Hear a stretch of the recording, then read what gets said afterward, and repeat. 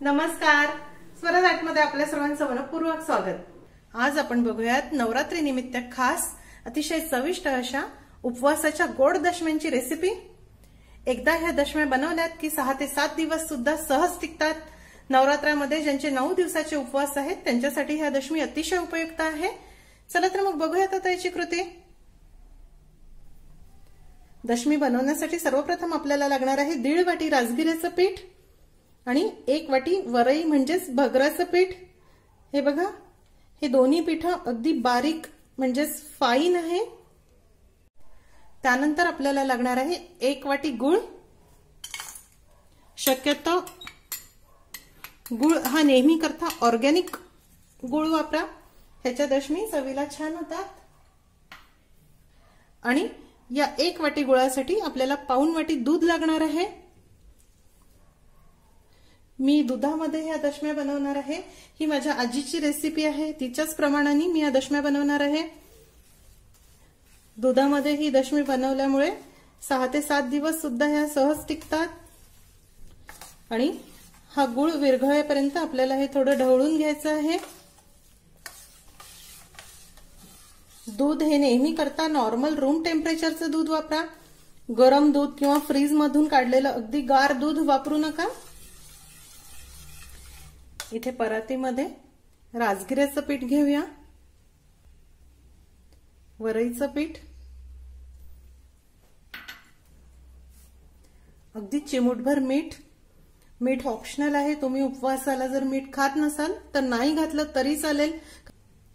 पाव वाटी साजूक तूप, हे अर्धी वाटी साजूक तूप मी घेतलं आहे, कारण दशमी भाजण्यासाठी सुद्धा तूप लागणार आहे।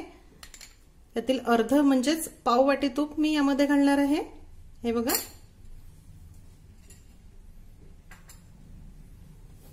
हे मिक्स करूया।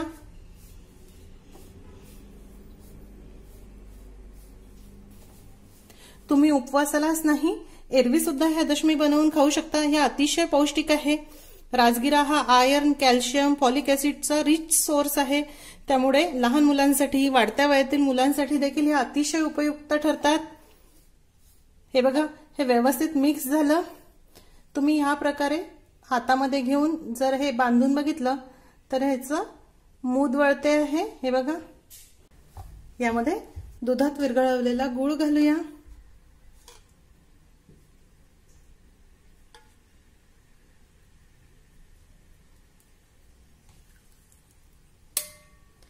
शक्यतो चाळणीने गाळून घ्यावं, म्हणजे गुळामध्ये जर काही कचरा किंवा इम्प्युरिटीज असतील तर त्या निघून जातील।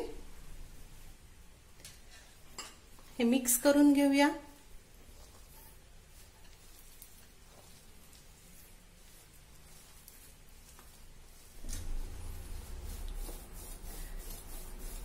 हे बघा, हे व्यवस्थित मळून झालं आहे, तुम्ही बघू शकता।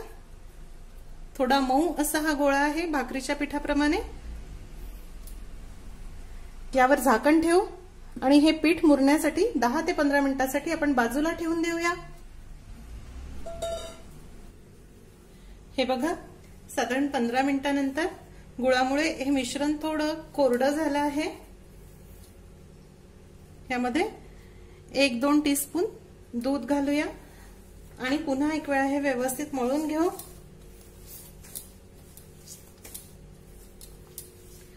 राजगिऱ्याचं पीठ आणि वरई ही व्यवस्थित मुरते, त्यामुळे हे पीठ थोडं कोरडं होतं। थोडा दुधाचा हात लावून हे व्यवस्थित मळून घ्यावं। अगदी खूप सुद्धा घालू नका, आवश्यकता असेल त्याप्रमाणे थोडं थोडं दूध घाला।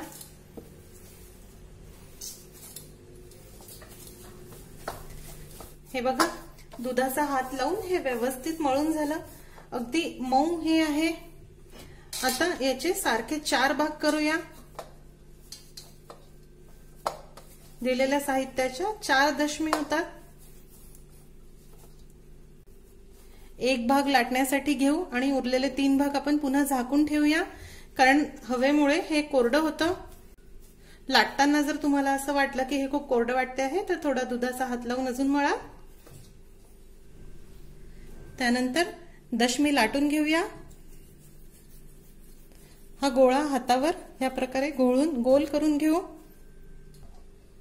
थोडं वरईच्या पिठामध्ये हा घोळवून घेऊया।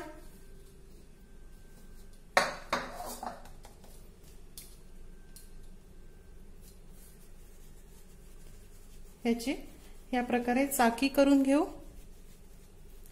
दशमी ह्या किंचित जाडसरच ठेवाव्या म्हणजे त्या मऊ राहतात। हलक्या हाताने ह्या लाटून घेऊ।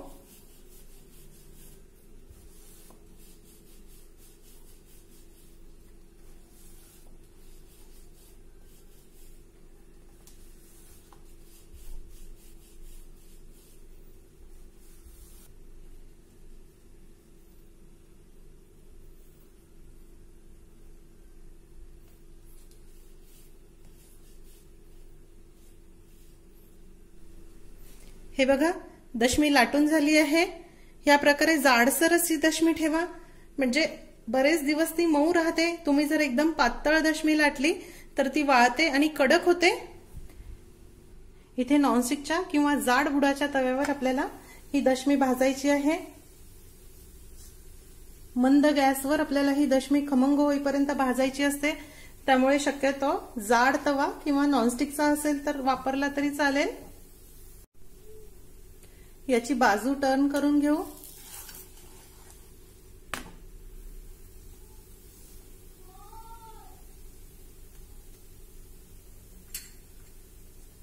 आता याला थोडं तूप लावूया।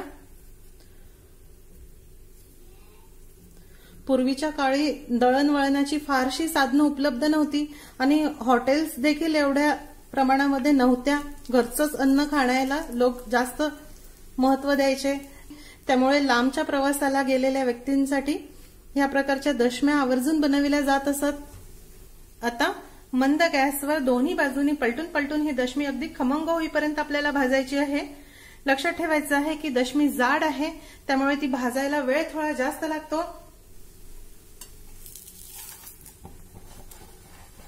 ही बाजू देखील पलटवून घेऊ।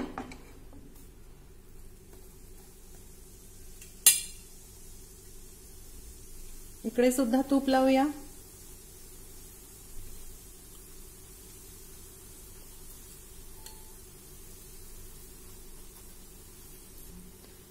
बिस्किटांप्रमाणे खुसखुशीत अशा ह्या दशम्या होतात।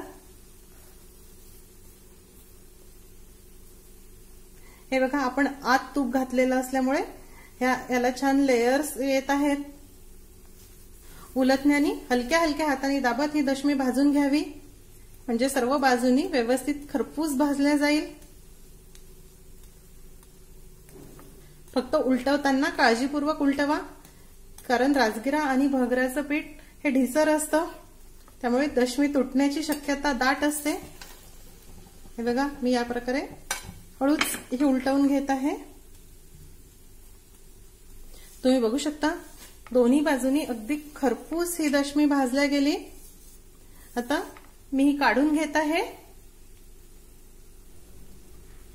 इथे स्टीलच्या रॅकवर मी ही दशमी काढून घेतली आहे। याला थोडं तूप लावूया।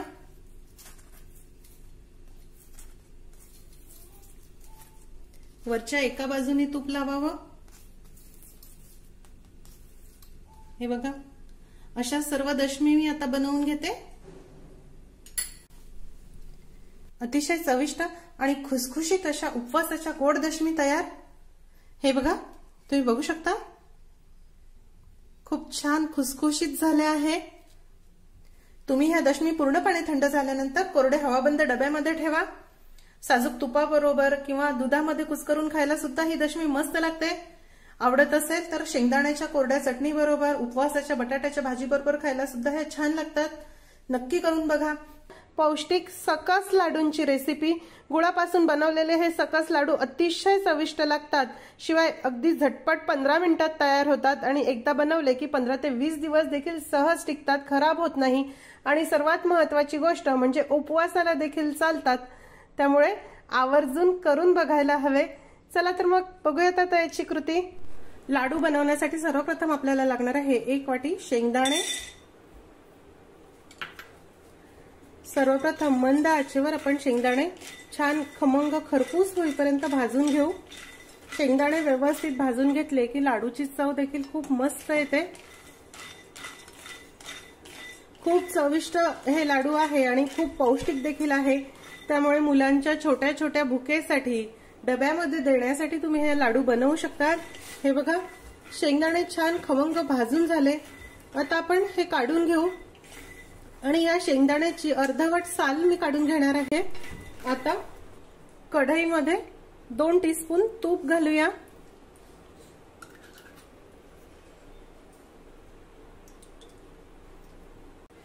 या तुपामध्ये आपल्याला 2 टेबलस्पून बदाम घालायचे आहे, 2 टेबलस्पून काजू घालूया। आता हे काजू आणि बदाम जरा हलक्या तांबूस रंगाचे होईपर्यंत आपल्याला तळून घ्यायचे आहे। हे काजू बदाम छान हलक्या तांबूस रंगावर तळून झाले। आता आपण हे काढून घेऊया। तुपामध्ये तळल्यामुळे ह्या काजू बदामची चव खूप मस्त येते।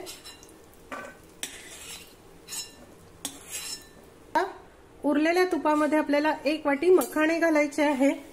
हे मखाणे खूप पौष्टिक आहे, अगदी कॅल्शियमचा रिच सोर्स आहे। मंद आचेवर आता हे मखाणे आपण छान खरपूस कुरकुरीत होईपर्यंत भाजून घेऊ, म्हणजे हे छान बारीक होतील।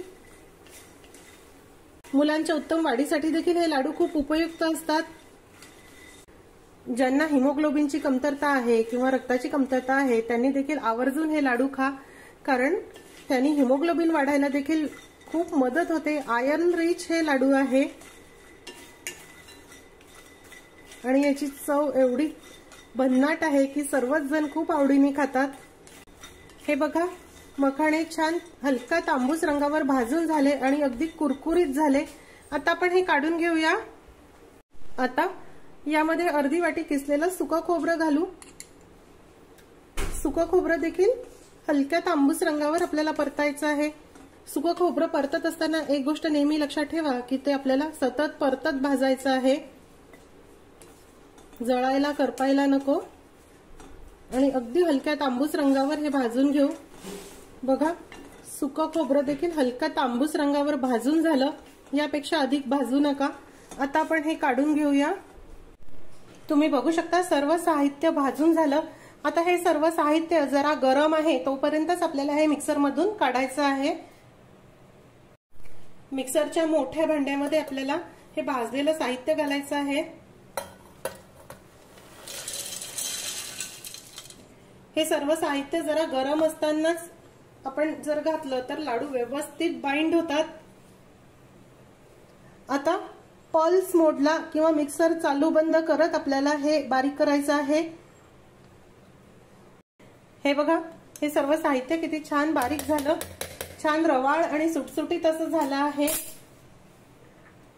आता यामध्ये अर्धा टीस्पून वेलची पूड घालूया आणि 1/4 वाटी किसलेला गूळ घालणार आहे।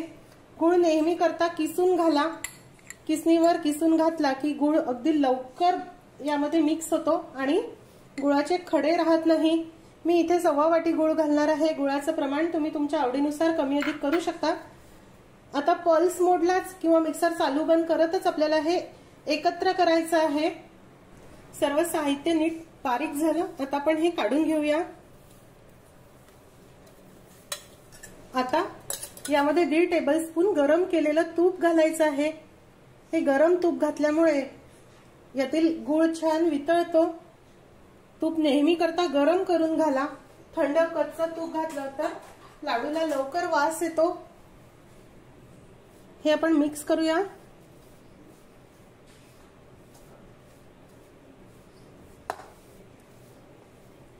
हे बघा, हे छान मिक्स झालं आहे आणि तुम्ही बघू शकता याला छान बाइंडिंग कन्सिस्टन्सी आली। आता आपल्याला याचे लाडू वळायचे आहे। तुम्हाला ज्या आकाराचा हवा असेल त्या आकाराचा वळा, पण शक्यतो मध्यम ते लहान लाडू जर वळले तर मुलांना देखील आपल्याला पूर्ण लाडू देता येतो। खूप मोठे मोठे लाडू जर बांधले तर मग अर्धा लाडू खाऊन समाधान होत नाही आणि एक लाडू जरा पचायला जड होतो, म्हणून असे लहान आकारामध्ये लाडू वळा। बघा किती सुंदर हे लाडू झाले आहे। असे सर्व लाडू आता मी पटपट वळून घेते। मिश्रण गरम आहे तोपर्यंत लाडू अगदी पटकन वळल्या जातात। अतिशय चविष्ट आणि खूप पौष्टिक असे लाडू तयार आहे। हे लाडू कोरड्या हवाबंद डब्यामध्ये साधारण 15 ते 20 दिवस देखील टिकतात, पण शक्यतो मी कमी प्रमाणात बनवते कारण फार वेळ लागत नाही। ताजे ताजे तर हे लाडू खायला खूप मस्त लागतात। हे बघा, एक लाडू मी तुम्हाला फोडून दाखवते। बघा किती छान मस्त रवाळ हे लाडू झाले आहे। या प्रकारे लाडू तुम्ही नक्की करून बघा।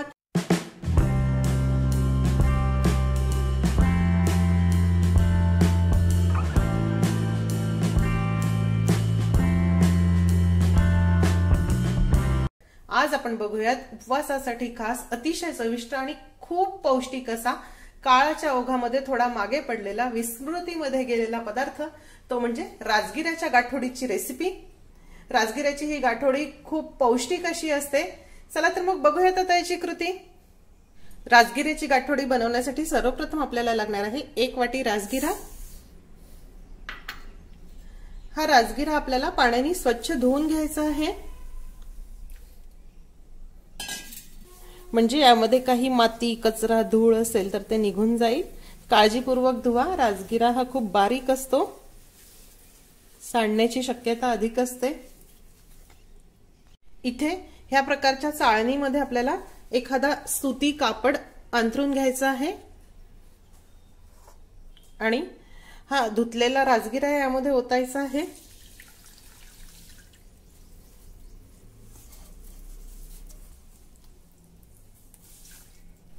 या राजगिऱ्यामध्ये आपल्याला साधारण 2 टेबलस्पून खोवलेलं ओलं नारळ घालायचं आहे। ह्याऐवजी तुम्ही किसलेलं सुकं खोबरं देखील वापरू शकता आणि आवडत असतील तर सुक्या खोबऱ्याचे काप देखील वापरू शकता। साधारण 1 ते 1.5 टेबलस्पून काजू बदामचे तुकडे। आणि आता आपल्याला याची गाठोडी बांधून घ्यायची आहे।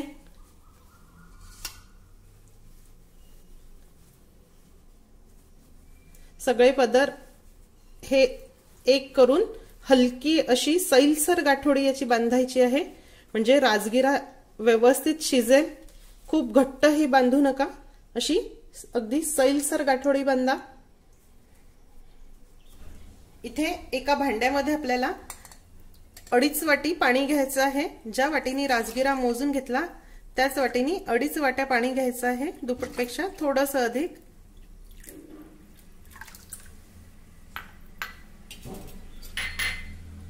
या पाण्यामध्ये चिमूटभर मीठ घालणार आहे। तुम्ही जर उपवासाला मीठ खात नसाल तर नाही घातलं तरी चालेल, थोडंसं मीठ घातलं तर ह्याची चव खूप वाढते। इथे कुकरमध्ये मी पाणी गरम करायला ठेवलं आहे। ह्या कुकरच्या पाण्यामध्येच आता आपल्याला हे मीठ घातलेल्या पाण्याचं भांडं ठेवायचं आहे। पूर्वीच्या काळी कुकर नव्हते तेव्हा मोठ्या मोठ्या भांड्यांमध्ये ही गाठोडी शिजवून घ्यायचे। राजगिरा सगळीकडे पसरू नये म्हणून ह्या प्रकारची गाठोडी बांधून ठेवायचे। आता कुकरमुळे ते खूप सोपं झालं आहे।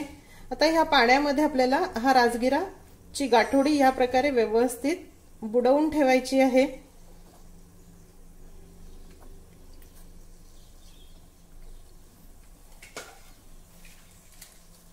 झाकण बंद करूया।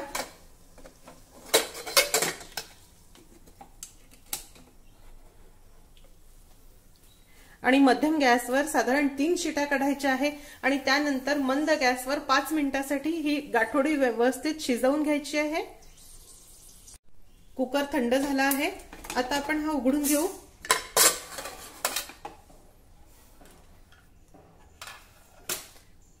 हे बघा, हा राजगिरा अगदी फुलून दुप्पट झाला आहे। आपण आता हे काढून घेऊया।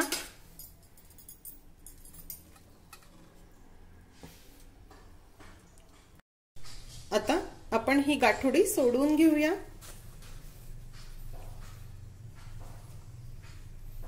बघा किती सुरेख हा राजगिरा शिजला आहे, अगदी दाणा दाणा मस्त शिजला आणि फुलला आहे, आतपर्यंत छान मऊ झाला आहे। आता हा राजगिरा कसा खायचा ते मी तुम्हाला दाखवणार आहे। हा 2 पद्धतीमध्ये खाता येतो। दोन्ही प्रकार मी आज तुमच्यासोबत शेअर करणार आहे।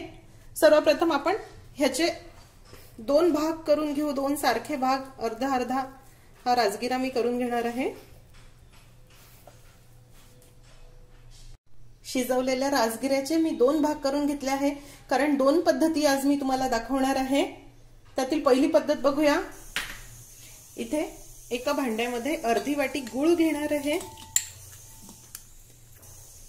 गुळाचं प्रमाण हे तुम्ही तुमच्या आवडीनुसार कमी अधिक करू शकता।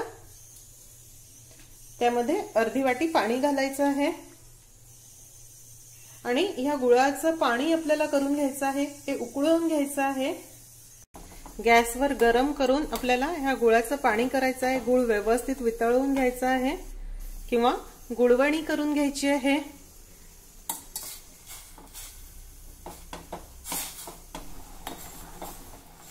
आपल्याला ह्या गुळाचा पाक वगैरे काही करायचा नाही। गुळ व्यवस्थित विरघळला की गॅस बंद करून टाकूया। फक्त गुळवणीच याची करायची आहे। हे बघा, गुळ व्यवस्थित विरघळला आहे। आता आपण गॅस बंद करून टाकू। दुसऱ्या एखाद्या भांड्यामध्ये आपल्याला ही गुळवणी गाळून घ्यायची आहे। अगदी खूप पाणी देखील करू नका, जेवढा गुळ घेतला आहे तेवढंच हे करा। हे बघा, या प्रकारचा कचरा जो आहे गुळामधील तो आपल्याला काढून टाकायचा आहे। पहिल्या पद्धतीमध्ये आपल्याला यामध्ये चिमूटभर वेलची पूड घालायची आहे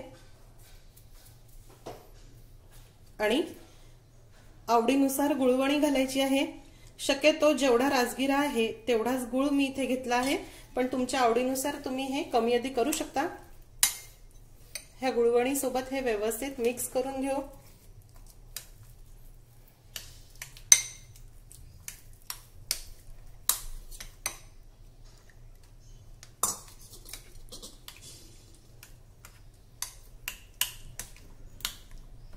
हे बघा, हे व्यवस्थित मिक्स झालं आहे।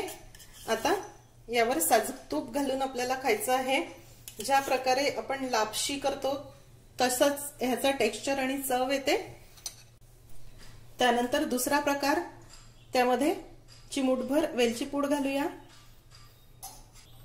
आवश्यकतेनुसार गरम दूध घालायचं आहे। चवीनुसार पिठी साखर, साधारण 2 ते 3 टेबलस्पून पिठी साखर मी इथे घालणार आहे। हे देखील व्यवस्थित मिक्स करू। तुम्हाला हे किती पातळ किंवा किती दाटसर हवं त्यानुसार तुम्ही हे बनवू शकता।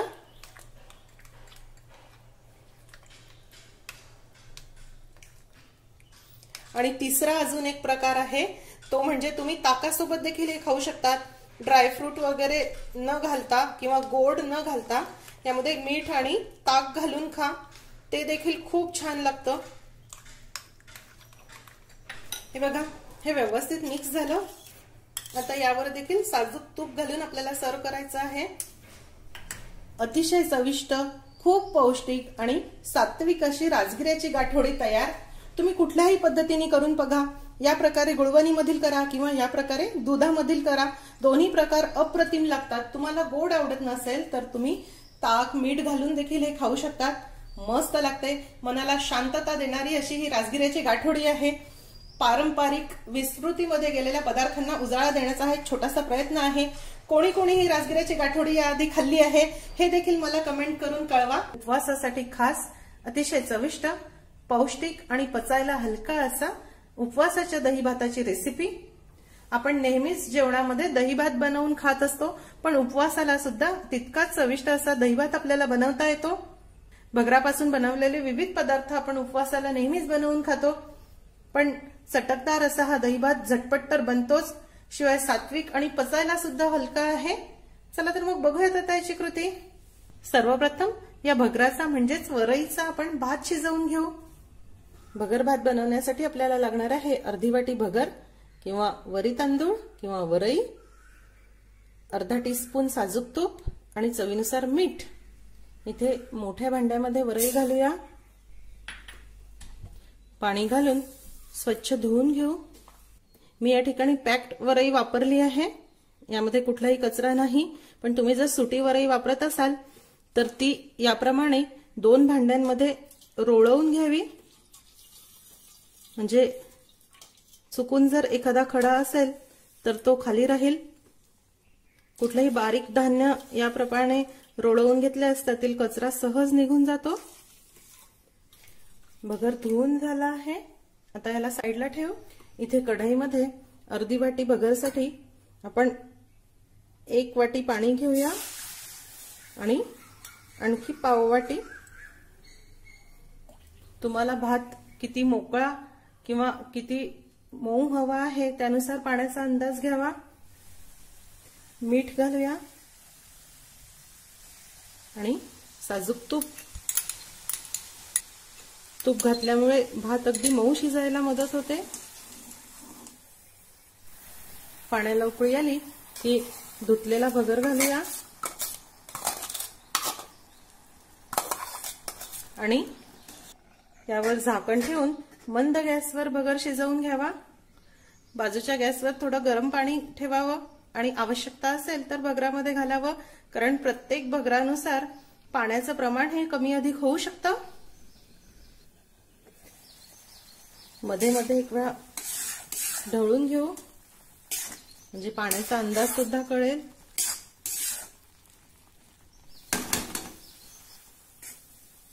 तुम्ही बघू शकता भगर अगदी मऊ शिजला आहे आणि मला हा भगर शिजवण्यासाठी साधारण 1.5 वाटी पाणी लागलं आहे. मी यामध्ये आणखी पाव वाटी पाणी घातलं होतं. यावर झाकण ठेवून गॅस बंद करूया. हे बघा, भगर भात किंवा वरईचा भात हा अगदी मऊ शिजला आणि पूर्णपणे थंड झाला आहे. रूम टेम्परेचरला हा थंड करून घ्या. मी अगदी मऊ असा हा भात शिजवून घेतला आहे. दही भात करताना आपल्याला भात हा पूर्णपणे गार हवा आहे. त्यानंतर आपल्याला लागणार आहे 1.5 वाटी घरचं बनवलेलं ताजं दही. आंबट दही दही भातासाठी वापरू नका.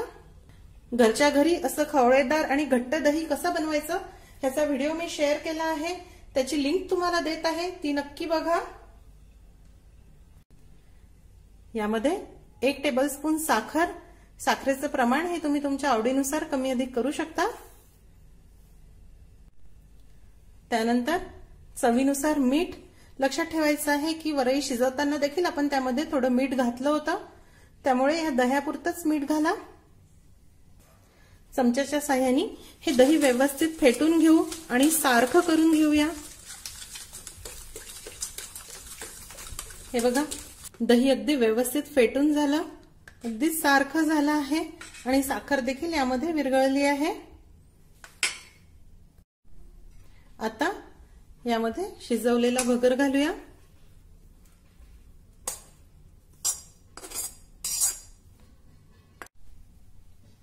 एक छोट्या आकाराची काकडी बारीक कापून घालणार आहे, पण तुम्ही उपवासाला काकडी खात नसाल तर नाही घातली तरी चालेल. 2 टेबलस्पून डाळिंबाचे दाणे.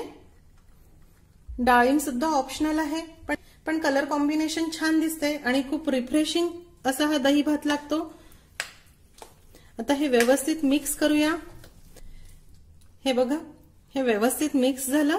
तुम्ही बघू शकता ह्याची कन्सिस्टन्सी अगदी व्यवस्थित आहे. भगर अगदी मिळून आला आहे.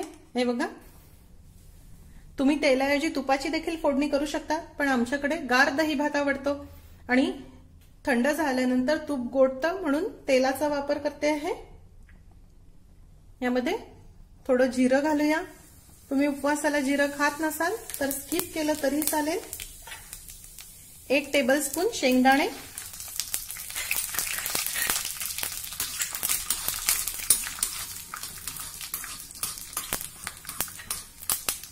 6 ते 7 काजूचे तुकडे. अगदी मंद गॅसवर हे खमंग परतून घेऊया. चवीनुसार हिरवी मिरचीचे तुकडे.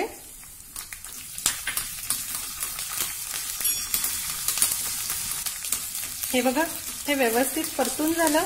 आता आपण गॅस बंद करूया आणि ही फोडणी पूर्णपणे गार करून घेऊ, थंड करून घेऊया. आता थंड झालेली ही फोडणी ह्या दही भातावर घालूया. गरम फोडणी घातल्यामुळे हे दही आंबट होतं, त्यामुळे बराच वेळ जर भात ठेवायचा असेल तर शक्यतो थंड फोडणी घाला. हे मिक्स करूया. कुठल्याही दह्याच्या कोशिंबिरी किंवा दही भात हा आपल्याला जास्त वेळासाठी जर ठेवायचा असेल तर त्यावर फोडणी ही थंड करून घालावी, म्हणजे दही लवकर आंबट होत नाही. हे व्यवस्थित मिक्स झालं आहे. तुम्हाला जर यामध्ये तेल किंवा तूप अजिबातच वापरायचं नसेल तर तुम्ही फोडणी घालू नका. त्याऐवजी भाजलेले जिऱ्याची पूड आणि भाजलेले शेंगदाण्याची भरड तुम्ही यामध्ये घाला. तसा सुद्धा दही भात खूप मस्त होतो. अतिशय चविष्ट आणि पौष्टिक असा उपवासाचा दही भात तयार. हे बघा, तुम्ही बघू शकता ह्याचं टेक्स्चर हा खूप सॉफ्ट आहे,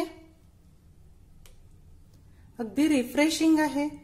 तुम्ही हा दही भात नक्की करून बघा. आपण बघूयात उपवासासाठी खास अतिशय चविष्ट आणि लुसलुशीत असे भगराचे किंवा वरईच्या थालीपीठांची रेसिपी. ज्यावेळी घरामध्ये उपवासाची भाजणी किंवा उपवासासाठी चालणारं कुठलंही पीठ अवेलेबल नसेल अशा वेळी भगरापासून तुम्ही झटपट ही थालीपीठं बनवू शकता. मस्त लागतात. चला तर मग बघूयात आता याची कृती. थालीपीठ बनवण्यासाठी सर्वप्रथम आपल्याला ह्या अर्धी वाटी भगरचा किंवा वरईचा भात शिजवून घ्यायचा आहे. शिजवलेल्या भातापासून केल्यामुळे हे थालीपीठ वर कुरकुरीत आणि आत अगदी लुसलुशीत होतात. इथे मोठ्या भांड्यामध्ये वरई घालूया.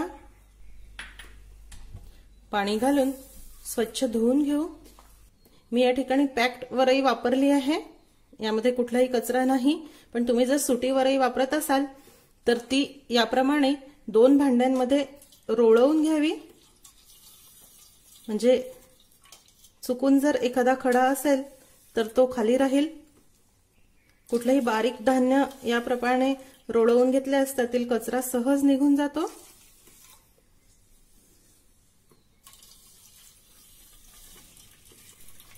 भगर धुवून झाला आहे.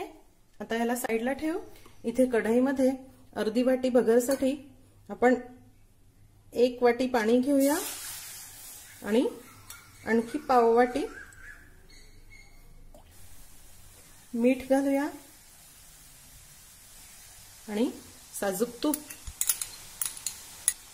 तूप घातल्यामुळे भात अगदी मऊ शिजायला मदत होते. पाण्याला उकळी आली की धुतलेला भगर घालूया आणि यावर झाकण ठेवून मंद गॅसवर भगर शिजवून घ्यावा. बाजूच्या गॅसवर थोडं गरम पाणी ठेवावं आणि आवश्यकता असेल तर भगरामध्ये घालावं, कारण प्रत्येक भगरानुसार पाण्याचं प्रमाण हे कमी अधिक होऊ शकतं. मध्ये मध्ये एक वेळा ढवळून घेऊ, म्हणजे पाण्याचा अंदाज सुद्धा कळेल.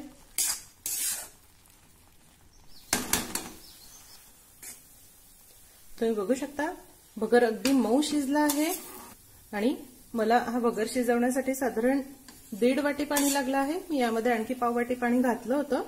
यावर झाकण ठेवून गॅस बंद करूया आणि 5 ते 7 मिनिटांसाठी या गरम कढईमध्येच वाफेवर हा भगर ठेवूया, म्हणजे तो अधिक मऊ व सुटसुटीत होईल. हे बघा, वरईचा किंवा भगराचा भात पूर्णपणे थंड झाला आहे. त्यानंतर आपल्याला लागणार आहे 3 बटाटे. मोठ्या आकाराचे असतील तर फक्त 2 बटाटे घ्या. इथे हे थोडे मध्यम आकाराचे बटाटे आहे म्हणून मी 2 मोठे आणि 1 छोटा बटाटा घेतला आहे. सर्वप्रथम किसणीवर बटाटा किसून घेऊया.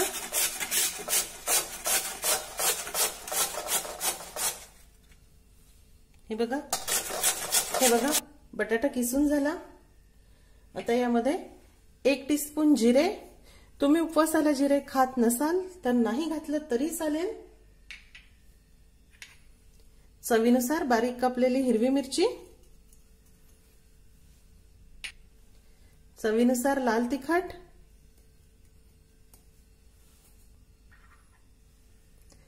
चवीनुसार मीठ घालूया.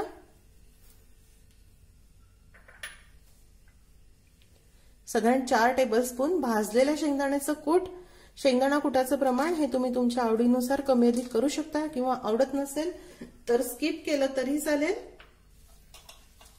बऱ्याच जणांना साबुदाणा खिचडी किंवा शेंगदाणे खाल्ल्यानंतर पित्ताचा त्रास होतो. अशा वेळी तुम्ही कूट नाही घातलं तरी चालेल. वरई किंवा भगर असंही पचायला हलका असतो। हे व्यवस्थित मिक्स करू।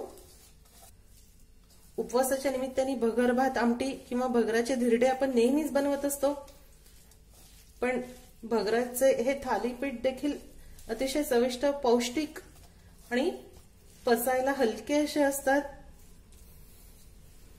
हे बघा, हे व्यवस्थित मिक्स झालं। आता यामध्ये थंड झालेला भगर भात घालूया।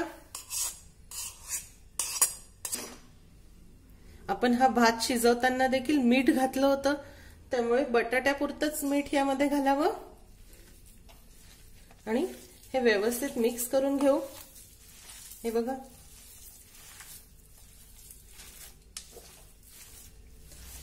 हे बघा, हे व्यवस्थित मिक्स झालं। तुम्ही बघू शकता याची कन्सिस्टन्सी, हे अगदी मऊ आहे। यामध्ये पाणी घालायची आवश्यकता पडली नाही। बटाट्याच्या ओलसरपणामध्येच हे पीठ व्यवस्थित भिजवलं गेलं। पण तुमचं मिश्रण जर ह्यापेक्षा कोरडं वाटत असेल तर थोडासा पाण्याचा हात लावून ते व्यवस्थित मळा। थालीपीठ भाजण्यासाठी मी इथे तवा गरम करायला ठेवला आहे। शक्यतो नॉनस्टिकचा तवा वापरा। थोडंसं याला तेल लावून घेऊया। तुम्ही उपवासाला तेल खात नसाल तर तूप लावलं तरीही चालेल। पाण्यामध्ये हात ओला करून घेऊया। थालीपीठाच्या मिश्रणाचा थोडा गोळा घेऊ, तव्यावर ठेवूया आणि ओल्या हाताने आपल्याला हे थालीपीठ थापायचं आहे।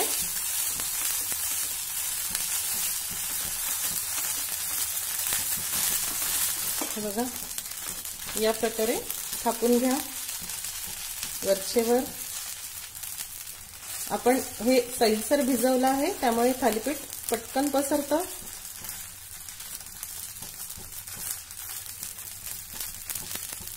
शक्यतो छोट्या आकाराची थालीपीठ थापा, म्हणजे उलटवताना तुटण्याची शक्यता नसते।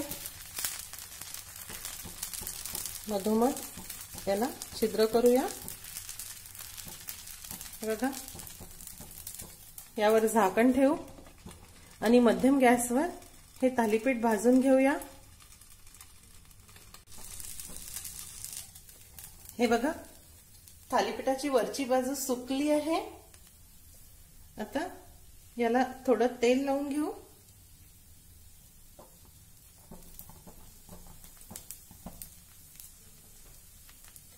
साइड टर्न करून घेऊया। या बाजूने सुद्धा थोडं तेल लावू।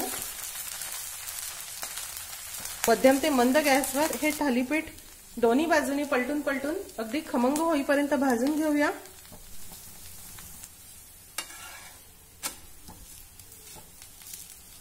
हे बघा, थालीपीठ दोन्ही बाजूनी अगदी खमंग भाजलं गेलं। आता आपण हे काढून घेऊया। असेच काही थालीपीठ मी बनवून घेते। अतिशय चविष्ट, मऊ आणि लुसलुशीत असे भगर भाताचे थालीपीठ तयार। हे बघा, तुम्ही बघू शकता, छान पातळ आणि मऊ असे हे थालीपीठ झाले आहे। हे थालीपीठ घरच्या गोड दह्यासोबत किंवा उपवासाच्या लिंबाच्या लोणच्यासोबत खा, अप्रतिम लागतात। दिलेल्या साहित्यामध्ये मध्यम आकाराचे साधारण 6 थालीपीठ होतात। तुम्ही या प्रकारे थालीपीठ नक्की करून बघा। आजची रेसिपी आवडल्यास रेसिपीला लाईक करायला व शेअर करायला विसरू नका। माझ्या चॅनलला देखील नक्की सबस्क्राईब करा। अशीच एक छानशी रेसिपी घेऊन भेटूया स्वराजच्या पुढच्या भागामध्ये। तोपर्यंत चवीने खा आणि निरोगी राहा।